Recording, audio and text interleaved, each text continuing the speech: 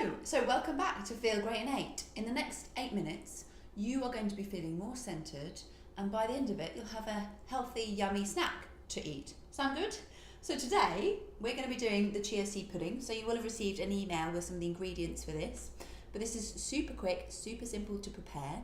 So wherever you are in the house, if you just make your way now to the kitchen and get your chia seeds and your coconut milk and your blueberries and your honey, and we'll get cracking. Please join along with me because it is super yummy. We're going to eat this by the end of I'm going to eat this by the end. So all you need is a little glass, and we're just going to put some chia seeds in there. Now, why chia seeds? These are like the big sexy thing at the moment, chia seeds. And there's a good reason for that, actually. So chia seeds are really powerful antioxidants. I mean, this is why they can self-sustain in your cupboard for months and months on end. So potent antioxidants, they're really high in omega-3s, so that's a really powerful anti-inflammatory. You know, that's why salmon is so good for you, because it's high in omega-3s. It's also high in calcium too, so really good for your bone health, etc.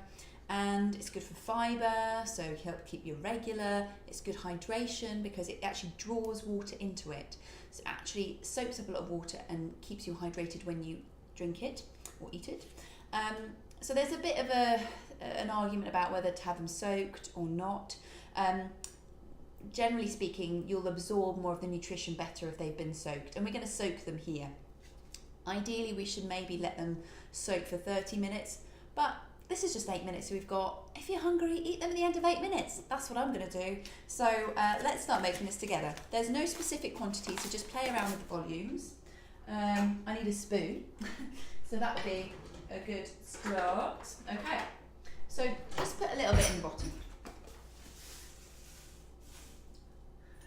Chia seeds do make a massive mess whenever you spill them, which I've done quite a lot of the time.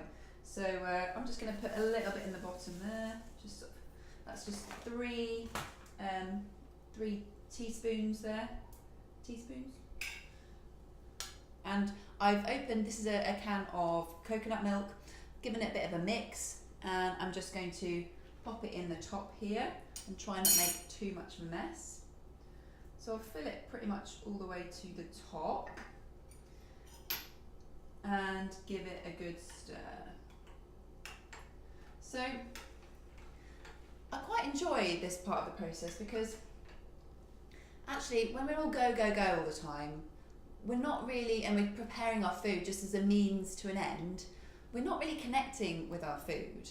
And I think we're really missing out on a part of our day just to relax and connect with the food that nourishes us. I mean, if you think about the sort of classic Mediterranean diet, really healthy areas of the world, they really enjoy the process of preparing their food. So we've kind of lost that in modern day society.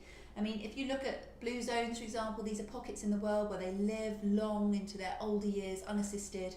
Many of them are sort of based around, their life is around preparing food in the traditional way. So actually physically stirring your food rather than whacking it in a blender. There's something quite therapeutic about enjoying the process of that. So giving it a nice stir is a good idea just to help the chia seeds start to soak up some of the goodness in coconut milk.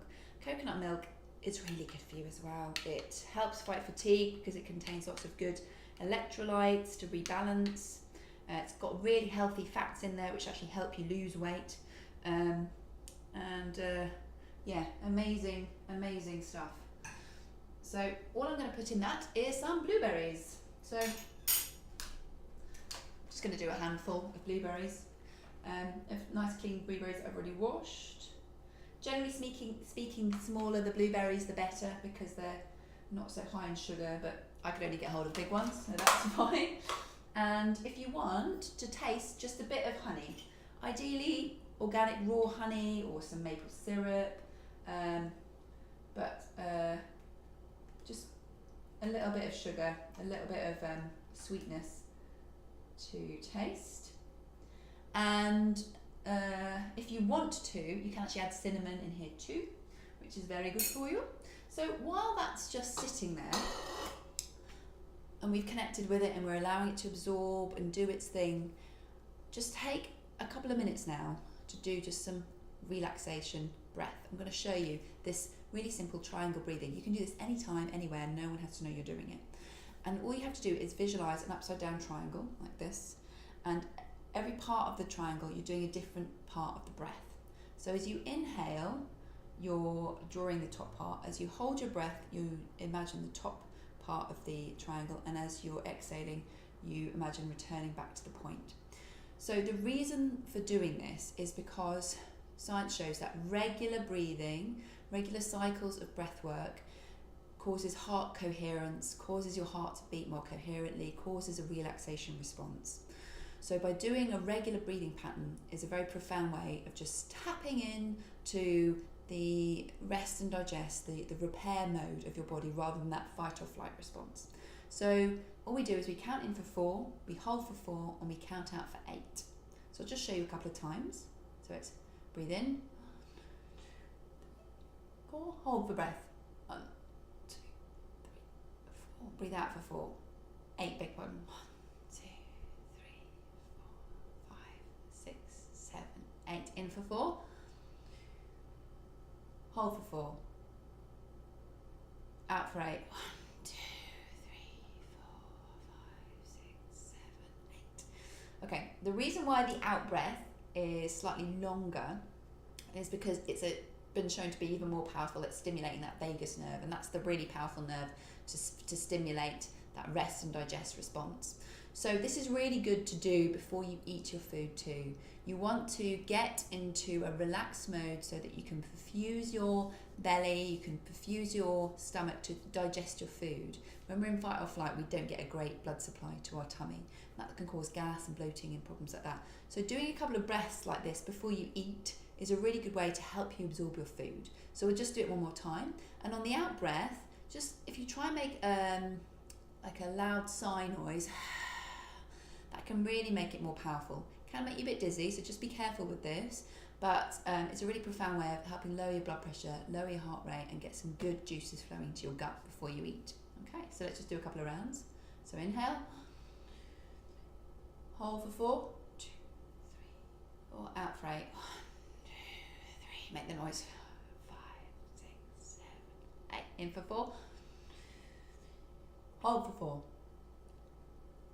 out for 8, 1, 2, 3, 4, 5, 6, 7, 8. Okay, and obviously you don't need to draw that triangle out, I'm just doing that for you, you can just do that in your mind. And when you're ready, if you want, you can either pop this in the fridge, you can see it's already solidifying, and I'm going to eat mine now actually, and just enjoy my chia seed pudding now. I'm feeling more chilled. So that's it, I'll see you next time, take care.